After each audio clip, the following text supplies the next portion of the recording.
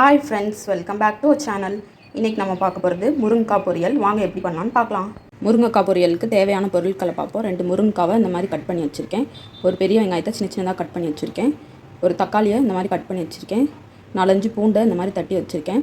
1 spoon மல்லிப்பொடியும் 1 spoon sambar பொடியும் எடுத்து வச்சுருக்கேன். 1/2 ஸ்பூன் சீரகம், கடுகு, ஒரு கொத்து கருவேப்பிலை எடுத்து வச்சுருக்கேன். அடுப்பில் ஒரு கடாய் வச்சு எண்ணெய் ஊற்றியாச்சு. பாருங்கள், இப்போ எண்ணெய் நல்லா சூடாயிருச்சு. இப்போ எடுத்து வச்சுருந்தா கடுகு சீரகத்தை சேர்த்துக்கலாம். கருவேப்பிலை சேர்த்துக்கலாம். வச்சுருந்தா பூண்டை சேர்த்துக்கலாம்.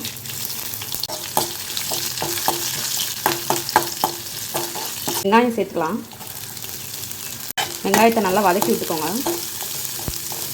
வெங்காயத்தோட கலர் மாறணும், அது வரையும் நம்ம வதக்கிக்கலாம். பாருங்கள், இப்போ வெங்காயம் நல்லா வதங்கிடுச்சு. இப்போ நம்ம தக்காளி சேர்த்துக்கலாம்.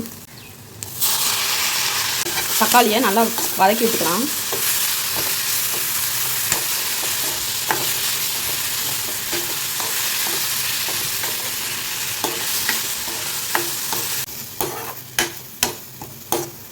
பாருங்கள், இப்போ நம்ம தக்காளி வெங்காயம் நல்லா வதங்கிடுச்சு.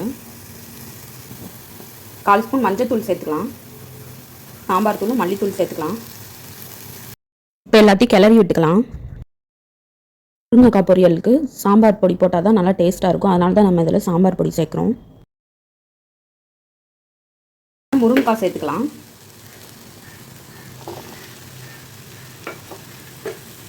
எல்லாத்தையும் சேர்த்து நல்லா மிக்ஸ் பண்ணி விட்டுக்கலாம்.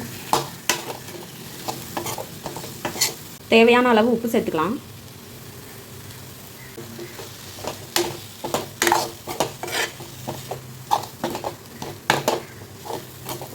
முருங்கைக்காய் வேகிறதுக்காக தண்ணி ஊற்றிக்கலாம்.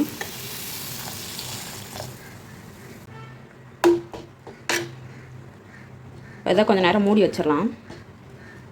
இப்போ நம்ம ஓப்பன் பண்ணி பார்த்துடலாம்.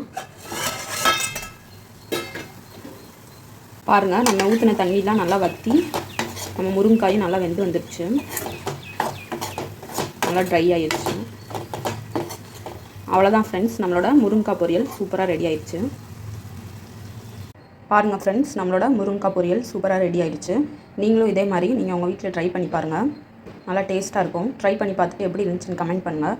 உங்களுக்கு இந்த வீடியோ பிடிச்சிருந்துச்சுன்னா லைக் பண்ணுங்கள், ஷேர் பண்ணுங்கள், கமெண்ட் பண்ணுங்கள். மறந்துடாமல் நம்ம சேனலை சப்ஸ்கிரைப் பண்ணுங்கள். தேங்க்யூ.